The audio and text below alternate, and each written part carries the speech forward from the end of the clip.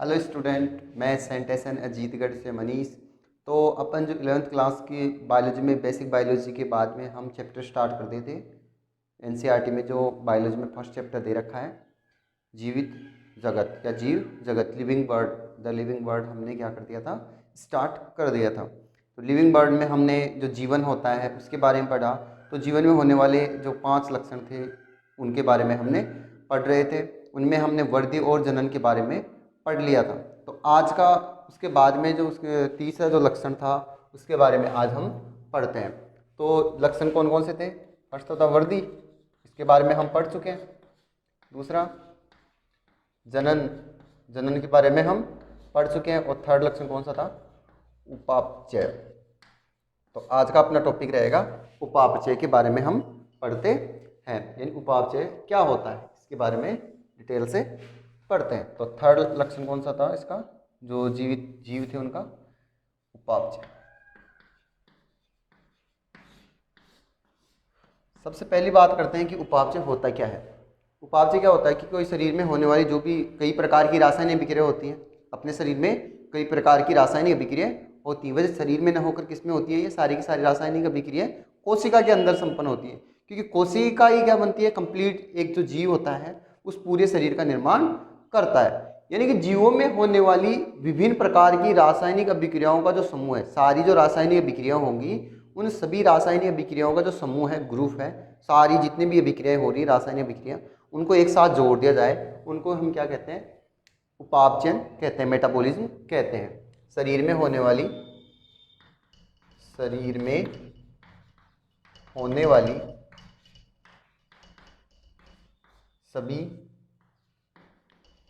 सभी रासायनिक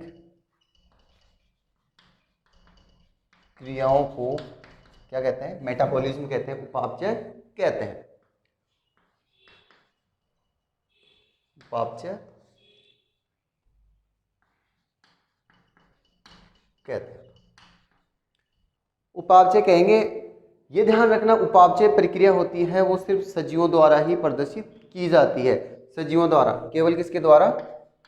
सजीवों द्वारा, सजीवों द्वारा प्रदर्शित, सजीवों द्वारा ही प्रदर्शित की जाएगी, चाहे वो एक कोशिकीय जीव हो चाहे बहुकोशिकीय जीव हो। कौन हो? चाहे एक कोशिकीय जीव हो, एक कोशिकीय हो या बहुकोशिकीय जीव हो, बहुकोशिकीय।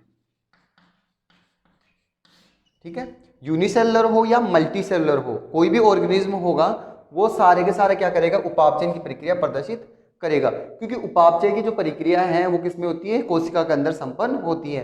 तो एक कोशिकीय जीवों का शरीर तो एक कोशिका से मिलकर बना ही होता है, इसलिए ये क्या करेंगे? सारे के सारे उपापचय प्रक्रिया प्रदर्शित करेंगे।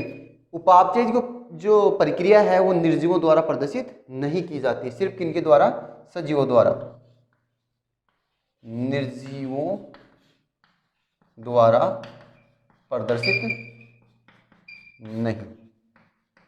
मेटाबॉलिज्म जो रिएक्शन है वो निर्जीवों द्वारा प्रदर्शित नहीं की जा सकती, नहीं होती है। जो उपापचयन की जो प्रक्रिया है वो 2 प्रकार की संपन्न होती है। उपापचयन की जो प्रक्रिया है इसकी इधर ही बता देता हूँ। उपापचय की जो प्रक्रिया है वो 2 प्रकार से संपन्न होती है, 2 प्रकार से संपन्न होगी। एक तो संरचनात्मक हो जाएगी और एक विघटनात्मक हो जाएगी। एक तो संश्लेषणात्मक हो जाएगी या संरचनात्मक हो जाएगी। संश्लेषणात्मक,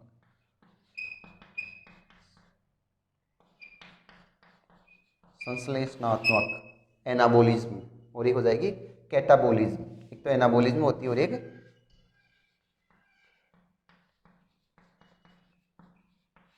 ये तो हो जाएगी एनाबोलिज्म, ये कैटाबोलिज्म। एनाबोलिज्म और कैटाबोलिज्म यानी कोई भी रासायनिक क्रियाएं होती हैं उनमें पदार्थों का निर्माण भी होगा और पदार्थ टूटेंगे। तो संश्लेषणात्मक का मतलब संश्लेषण होना, बनना हो जाएगा। तो इसमें एक नए पदार्थ का निर्माण होता है। इसका पदार्थ का, नए पदार्थ।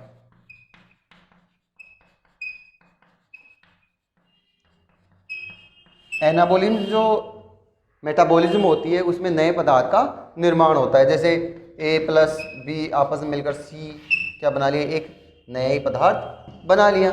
और विघटनात्मक मतलब टूटेगा। यहाँ पर क्या होगा कि जो बना पदार्थ है वो क्या हो जाएगा, अपघटित हो जाएगा। बना पदार्थ ही क्या हो जाएगा, बना पदार्थ ही अपघटित हो जाएगा।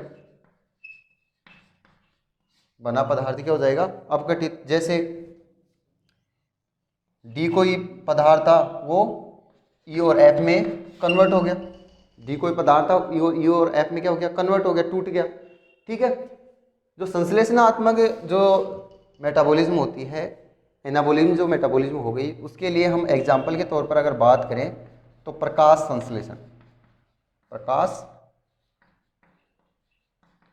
संश्लेषण, प्रकाश संश्लेषण जो फोटोसिंथेसिस जो पेड़ पौधे प्रदर्शित करते हैं, जो प्रकाश संश्लेषण प्रक्रिया में पेड़ पौधे अपना भोजन बनाते हैं, वो प्रक्रिया कौन सी होती है, संश्लेषणात्मक होती है, यानी एनाबॉलिज्म मेटाबॉलिज्म होती है, एनाबॉलिज्म होती है। इसमें क्या होगा कि पेड़ पौधे क्या करते हैं, प्रकाश संश्लेषण प्रक्रिया द्वारा क्या बनाएंगे, भोजन बनाते हैं। भोजन बनाने के लिए पेड़ पौधों को क्या चाहिए, कार्बन डाइऑक्साइड चाहिए प्लस जल की आवश्यकता होती है H2O, और क्या चाहिए H न्यू, फोटोन।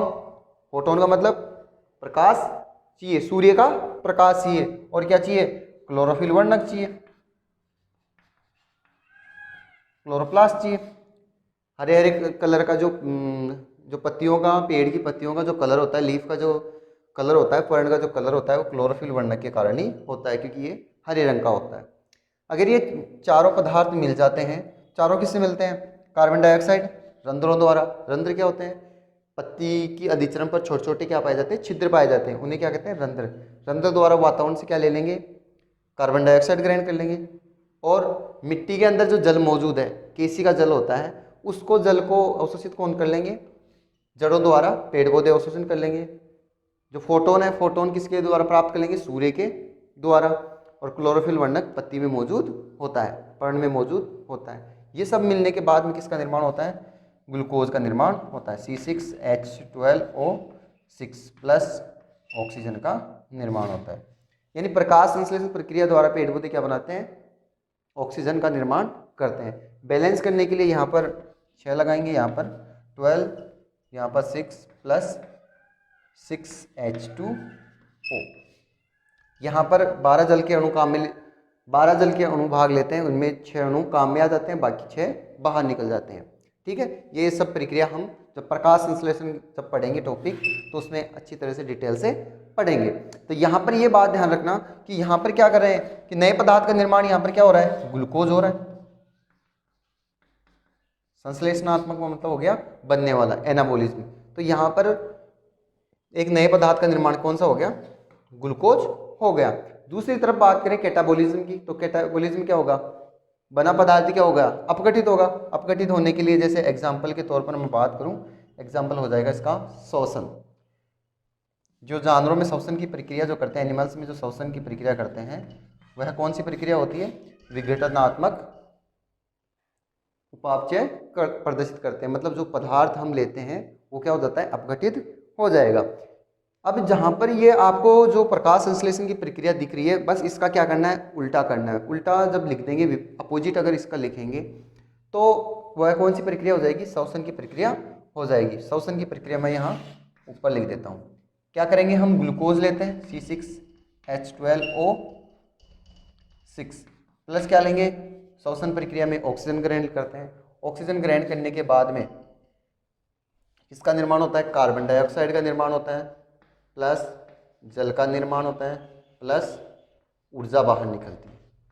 और ऊर्जा किस रूप में होती है, एटीपी के रूप में ग्रहण करते हैं, एटीपी के रूप में ग्रहण करते हैं। एटीपी क्या होती है, एडेनोसिन ट्राई फॉस्फेट। यहाँ पर इसको बैलेंस कर लेंगे, नहीं यहाँ 6, यहाँ पर भी 6 और यहाँ पर भी 6 करेंगे। तो यहाँ पर क्या करेंगे कि श्वसन की प्रक्रिया में जो यहाँ पर हम ग्लूकोज को ग्रहण करें, ये अपघटित हो रहा है कार्बन डाइऑक्साइड और जल में। और अपने को जो शरीर में होने वाली सभी क्रियाओं के लिए जो आवश्यक ऊर्जा होती है, वो किससे प्राप्त होती है, श्वसन के द्वारा ही प्राप्त होती है। तो यहाँ पर जो उपापचय की प्रक्रिया है वो 2 प्रकार की है, संश्लेषणात्मक और विघटनात्मक। संश्लेषणात्मक में नए पदार्थ बनता है, एग्जाम्पल के तौर पे प्रकाश संश्लेषण बता देंगे, और विघटनात्मक में बना पदार्थ अपघटित हो जाएगा। एग्जाम्पल के तौर पर आप श्वसन बता देंगे, श्वसन की प्रक्रिया और प्रकाश संश्लेषण की प्रक्रिया मैंने बताई। तो यहाँ पर जो उपापचय है, उपापचय की जो प्रक्रिया है सिर्फ सजीवों द्वारा ही प्रदर्शित की जाएगी। उपापचय क्या होता है कि शरीर में होने वाली सभी रासायनिक क्रियाओं को जो भी हो रही है उन सारों के सभी को एक साथ हम क्या कह देंगे, उपापचयन कह देंगे। चाहे सजीव कोई सा भी हो, एक कोशिकीय हो, बहुकोशिकीय हो, कोई भी हो, वो सारे के सारे क्या करेंगे, उपापचय प्रदर्शित करेंगे। निर्जीवों के द्वारा हम क्या नहीं कर सकते, निर्जीव ये जो उपापचय की प्रक्रिया है वो प्रदर्शित नहीं कर सकती। इसलिए हम कह सकते हैं कि उपापचय क्या होता है कि जो जीव होते हैं, सजीव होते हैं, उनका परिभाषित लक्षण होता है या निर्धारक लक्षण होता है। इसलिए हम क्या कह सकते हैं कि उपापचय क्या होता है, परिभाषित या निर्धारक लक्षण होता है। परिभाषित का मतलब हम एक इस लक्षण के आधार पर भी हम क्या कर सकते हैं, सजीव की परिभाषा दे सकते हैं कि जो उपापचय की प्रक्रिया प्रदर्शित करते हैं वो सजीव होते हैं, जो उपापचय की प्रक्रिया प्रदर्शित नहीं करते वो क्या नहीं होते, निर्जीव, सजीव नहीं होते, वो क्या होते हैं, निर्जीव होते हैं। इसलिए ये क्या होता है, परिभाषित लक्षण होता है। अब इनमें जो शरीर में होने वाली विभिन्न रासायनिक क्रियाएं हैं, आधुनिक समय में इनके बारे में काफ़ी कुछ जान चुके हैं। इसलिए हम अलग अलग जो रासायनिक अभिक्रियाएं हैं उनको हम प्रयोगशाला में भी क्या कर सकते हैं, बना सकते हैं, कर सकते हैं। लेकिन वो जीवित जीवों में न होकर क्या कहाँ पर हो रही है, आर्टिफिशियल रूप से कहाँ पर करवा रहे हैं, लैब में करवा रहे हैं। ठीक है, तो उपापचय की प्रक्रिया और ये जो उपापचय है वो कंप्लीट हो गया। उसके बाद में हम जो जीवों का नेक्स्ट जो लक्षण है वो पढ़ते हैं। एक बार इसको नोट करो, नेक्स्ट हम पढ़ते हैं। फिर नोट करने के बाद में जो नेक्स्ट फोर्थ इसका जो लक्षण है सजीवों का वो हम पढ़ते हैं, कोशिकीय संगठन। फोर्थ इसका जो लक्षण है सजीवों का वो हम पढ़ते हैं। फोर्थ कौन सा है, कोशिकीय संगठन। वृद्धि, जनन और उपापचय कंप्लीट हो चुका है। इसके बाद में हम पढ़ते हैं अब कोशिकीय संगठन। फोर्थ है कोशिकीय संगठन।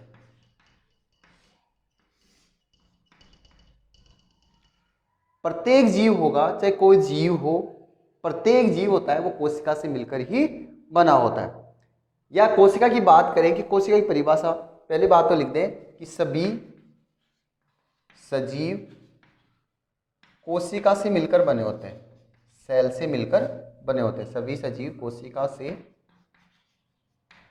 मिलकर बने होते हैं। परिभाषा की बात करें कि कोशिका किसे कहते हैं, कि किसी भी सजीव की या जीव की संरचनात्मक और क्रियात्मक इकाई होती है। वो क्या होती है, संरचनात्मक, क्रियात्मक और मूलभूत इकाई क्या होती है, कोशिका कहलाती है। सजीव की मूलभूत, संरचनात्मक व क्रियात्मक इकाई कोशिका कहलाती है। कोशिका कहलाती है। ठीक है, मूलभूत का मतलब कि कोई भी जीव होगा, अगर उसमें कोशिका नहीं है तो वो सजीव नहीं है। यानी कि किसी भी सजीव का निर्माण करने के लिए कोशिका तो आवश्यक होती है। ये बात मैंने बेसिक ऑफ बायोलॉजी पढ़ाई उस समय बताई थी। प्रत्येक जीव होगा उसका शरीर कोशिका से मिलकर बना होगा। अगर उसका शरीर कोशिका से मिलकर नहीं बना तो एक जीव का निर्माण नहीं हो सकता। यानी किसी भी सजीव का निर्माण करने के लिए कोशिका का होना तो कंपलसरी है, यानी कोशिका होना जरूरी होती है। संरचनात्मक यानी कि कोई भी सजीव होगा उसकी संरचना बनाने के लिए, उसकी स्ट्रक्चर बनाने के लिए किसकी आवश्यकता होती है, कोशिका की आवश्यकता होती है। यानी रचना करने के लिए, यानी किसी भी जीव का निर्माण करने के लिए कोशिका आवश्यक है। क्रियात्मक या कार्यात्मक यानी कि शरीर में जो अभी मैंने बताया, जो इससे पहले जो लक्षण पढ़ाया उपापचय, उपापचय की जो प्रक्रिया है, यानी कि उपापचय की प्रक्रिया मतलब रासायनिक जो क्रियाएं हैं वो सारी की सारी कहाँ संपन्न होती हैं, कोशिका के अंदर ही संपन्न होती है। इसलिए कोशिका सजीव की मूलभूत संरचनात्मक और क्रियात्मक इकाई होती है। यानी हम कह सकते हैं कि कोई भी सजीव होगा उसके निर्माण के लिए कोशिका तो आवश्यक होती है। यानी सभी सजीवों का शरीर किससे, कोशिका से मिलकर ही बना होगा। चाहे वो एक कोश, अगर मान लो कोई किसी जीव का शरीर एक कोशिका से मिलकर बना है, किसी सजीव का शरीर एक कोशिका से मिलकर बना है, उसे तो हम कहेंगे एक कोशिकीय जीव, एक कोशिकीय जीव। एक कोशिकीय मतलब ये अपना एक कोशिका के द्वारा ही स्वतंत्र जीवन यापन कर सकते हैं। जैसे एग्जाम्पल के तौर पर अगर मैं बताऊं, जैसे अमीबा हो गया, पैरामीशियम,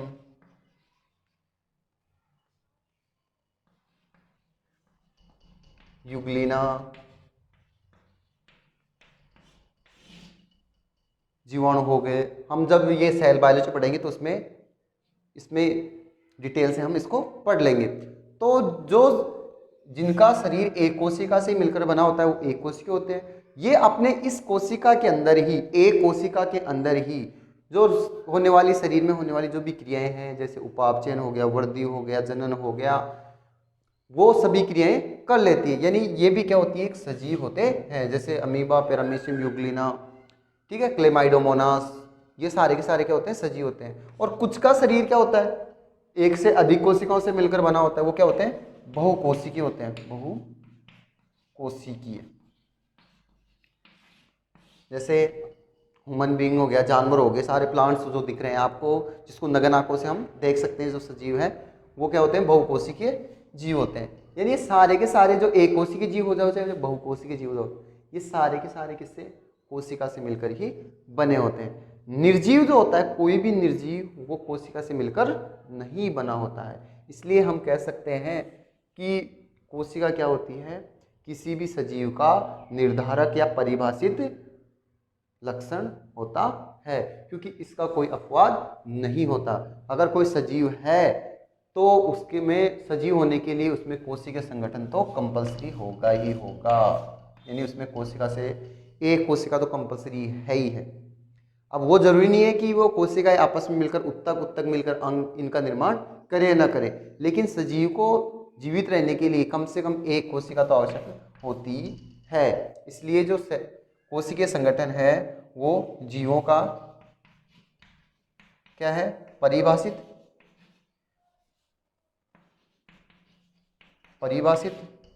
लक्षण, या क्या बोल सकते हो, निर्धारक लक्षण होता है। क्यों, क्योंकि इसका कोई अपवाद नहीं होता, ये होता है। ठीक है, कोशिकीय संगठन आया समझ में कि सभी सजीव होंगे उनका शरीर कोशिका से मिलकर ही बना होता है। कोशिका होती है उस सजीव की मूलभूत संरचनात्मक और क्रियात्मक इकाई होती है। चाहे जीव एक कोशिकीय हो या बहुकोशिकीय हो, वो सारे का सारा मतलब सजीव रहने के लिए, जीवित रहने के लिए कम से कम उनमें कोशिका संगठन तो होता ही है। इसलिए जीवों का ये परिभाषित या निर्धारक लक्षण होता है। तो इसको नोट करो। फिर इसके बाद में जिसका नेक्स्ट लक्षण है चेतना, उसके बारे में हम पढ़ते हैं। इसके बाद में हम कोशिकीय संगठन के बाद में जीवों का जो नेक्स्ट लक्षण है उसके बारे में हम पढ़ते हैं। तो जीवों का नेक्स्ट लक्षण है चेतना। चेतना के बारे में हम पढ़ते हैं कि चेतना होती क्या है, कोई सजीव कैसे चेतना प्रदर्शित करेगा। तो लास्ट इसका लक्षण है सजीवों का चेतना।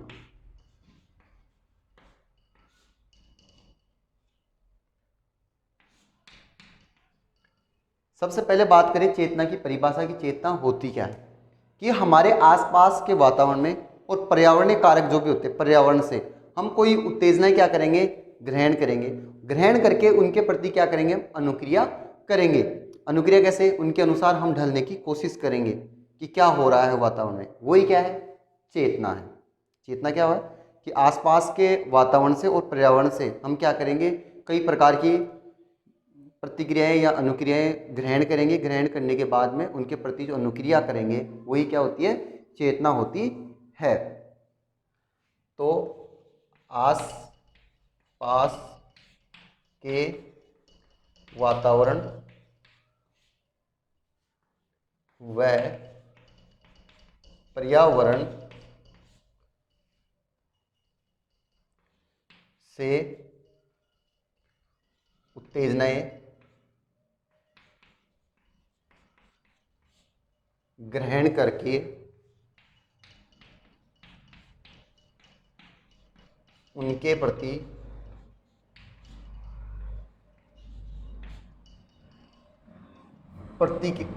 प्रति क्रिया करना ही क्या है, चेतना कहलाता है। चेतना कहलाता है। चेतना कहलाएगा कि हम वातावरण से, बाह्य वातावरण में जो भी हम उत्तेजनाएं ग्रहण करेंगे, सर्दी गर्मी बारिश जो भी है हम ग्रहण करेंगे और उनके प्रति क्या करेंगे, क्रिया करेंगे, उनके प्रति ढलने की कोशिश करेंगे। या क्रिया की जगह हम लिख सकते हैं कि अनुकूलित होने की कोशिश करेंगे। वही क्या होती है, कोई भी जीव हो, सजीव हो, वो सारा का सारा वातावरण से क्रिया उत्तेजनाएं ग्रहण करेगा और उनके प्रति ढलने की कोशिश करेगा। उत्तेजनाओं में जो जीव होगा वो क्या करेगा कि भौतिक तरीके से भी ग्रहण करेगा उत्तेजनाएं, रासायनिक तरीके से और जैविक तरीके से भी ग्रहण करेगा। भौतिक तरीके से भी कर सकता है, भौतिक, रासायनिक और जैविक तरीके से भी क्या कर सकता है, उत्तेजनाएं ग्रहण कर सकता है। रूप से उत्तेजनाएं ग्रहण कर सकता है। जैसे बात करें भौतिक, भौतिक क्या हो गया, मान लो कोई पिन चुभ गई, कोई सुई चुभ गई या कांटा चुभ गया, तो क्या हो गया, कोई भी जीव के अपने, तो क्या हो गया भौतिक। रासायनिक, कोई स्मेल आ रही है किसी रसायन की, तो वो क्या होगी, रासायनिक। जैविक, कोई जीव है वो क्या करेगा, अगर आपको डंक मार देता है किसी सजीव को, या ह्यूमन को ही मान लो, या मेरे को कोई जीव काटता है, तो अपने उसके प्रति क्या होगी, उत्तेजनाएं मैं ग्रहण करके उनके प्रति क्या करूंगा, जल्दी से जल्द क्या करूंगा, क्रिया करूंगा। यानी कि जो सजीव होगा वो उत्तेजनाएं क्या करता है, प्रदर्शित करता है। पादप भी जो है वो उत्तेजनाएं प्रदर्शित करते हैं, किसके प्रति, पादप भी। पादप ताप, प्रकाश और जल, इनके प्रति क्या करते हैं, उत्तेजनाएं प्रदर्शित करते हैं, के प्रति। कैसे, जैसे ताप होगा, ताप लाइट मानो, जब हम किसी विंडो में, घर के अंदर किसी खिड़की में पेड़ लगाते हैं, तो जिस दिशा में प्रकाश आता है, सूर्य का प्रकाश, वो पेड़ उसी दिशा में घूम जाता है। जैसे ये से सीधा खड़ा हमने लगाया और प्रकाश, जैसे यहाँ पर हमने क्या लगाया, एक प्लांट लगाया, क्या किया हमने, प्लांट लगाया, सूर्य इस साइड से अपना प्रकाश दे रहा है विंडो से, तो ये पेड़ किस तरफ होगा, इस तरफ नहीं जाकर, सीधा नहीं जाकर किस तरफ आएगा, इस तरफ वृद्धि करेगा। तो हुई कि नहीं इसके प्रति अनुक्रिया। दूसरी तरफ जल है, जल वाले जो एरिया है, जैसे डेजर्ट होता है, था रेगिस्तान होता है, रेगिस्तान वाले इलाके में क्या होता है, पानी नहीं होता, तो वहाँ पर वनस्पति कम होती है। दूसरी ओर अगर नदी वाले जो क्षेत्र होते हैं जहाँ पर पानी अधिक होता है, वहाँ पर पेड़ अधिक होते हैं, या वहाँ पर पेड़ अधिक ग्रो करेंगे। ठीक है, उसी के साथ देखो आगे कि चेतनाएं मानव में विकसित क्या पाया जाता है, तंत्रिका तंत्र पाया जाता है और परिसंचरण तंत्र पाया जाता है। इसलिए मानव में स्वचेतना का गुण पाया जाता है। मानव में विकसित तंत्रिका तंत्र वह परिसंचरण तंत्र पाया जाता है, परिसंचरण तंत्र पाया जाता है। इसलिए मानव में स्वचेतना, अपने आप ही चेतना का गुण पाया जाता है। ठीक है, स्वचेतना का गुण पाया जाता है।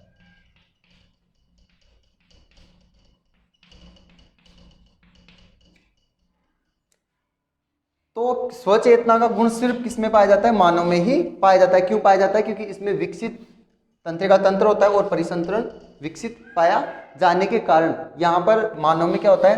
स्वचेतना का गुण पाया जाता है। स्वचेतना के कारण जब वातावरण से ये क्या करेगा? जल्दी ही उत्तेजनाओं को क्या करेगा? ग्रहण करेगा। ग्रहण करने के बाद में ये जल्दी उनके प्रति अनुकूलित होने का प्रोसेस स्टार्ट कर देगा। जैसे गर्मी स्टार्ट हो रही है तो गर्मियों के अकॉर्डिंग ढलने की कोशिश करेगा, सर्दियाँ आ रही है तो सर्दियों के अकॉर्डिंग जल्दी ढलने की कोशिश करेगा, बारिश हो रही है तो बारिश के अकॉर्डिंग अनुसार क्या करेगा? ढलने की कोशिश करता है। यानी मानव में क्या पाई जाती है?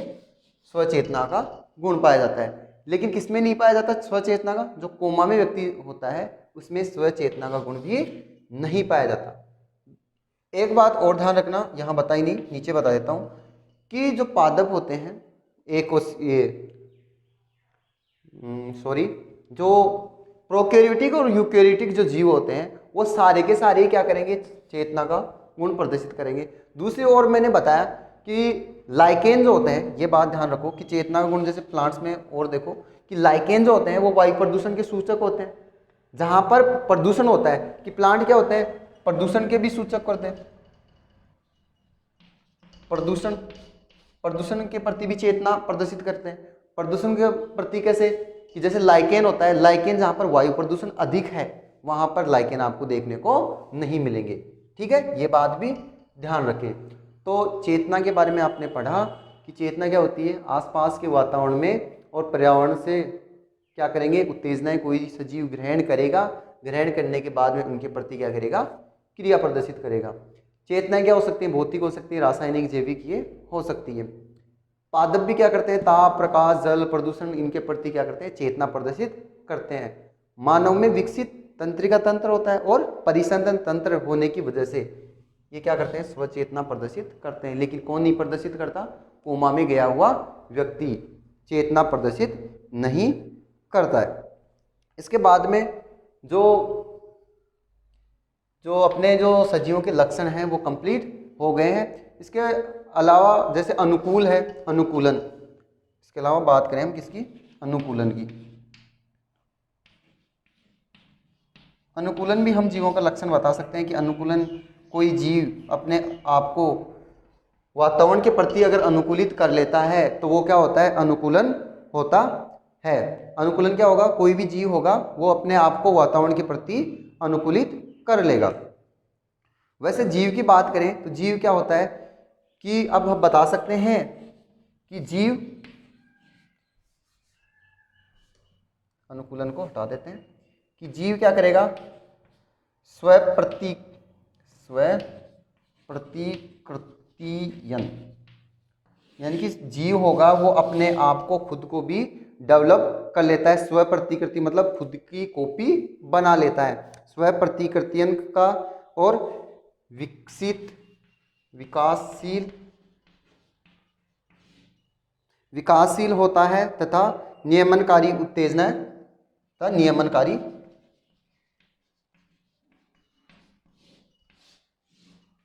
जो जीव होगा वो स्वप्रतिकृति करेगा और विकासशील होगा और नियमनकारी जो पारस्परिक क्रियाशील तंत्र के रूप में काम करता है। नियमनकारी पारस्परिक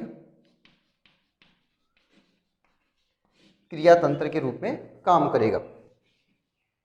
क्रिया तंत्र है जो क्या करेगा? बाह्य उत्तेजनाओं के प्रति अनुक्रिया करता है। जो बाह्य उत्तेजनाओं के प्रति क्रिया करता है। ये बात भी ध्यान रखना इम्पोर्टेंट है कि जीव क्या करेगा? स्वप्रतिकृति करेगा, प्रतिकृति या प्रतिकृति करेगा, विकासशील होता है, नियमनकारी क्या होता है? पारस्परिक क्रिया तंत्र होता है, यानी क्रिया करेगा जो बाह्य उत्तेजनाओं के प्रति क्रिया करता है। तो इस प्रकार हमने लिविंग जो वर्ड था उसमें सजीव की परिभाषा और सजीवों के जो लक्षण थे वो कंप्लीट पढ़ लिए हैं। कौन कौन से लक्षण थे? वृद्धि, जनन, उपापचय, कोशिकीय संगठन और लास्ट अपना चेतना, इन सब के बारे में पढ़ लिया है। ठीक है, आज के लिए इतना ही। Thank you.